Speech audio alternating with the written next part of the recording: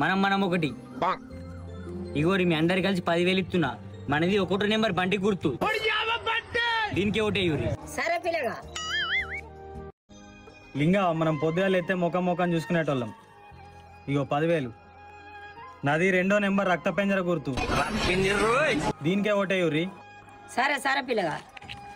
లింగవా ఆడు మనోడే ఈడు మనోడే, ఓలకైతే ఓటు చెప్తాపా.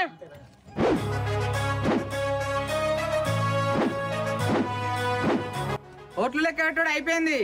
ఈసారి సర్పంచ్ గెలిచింది.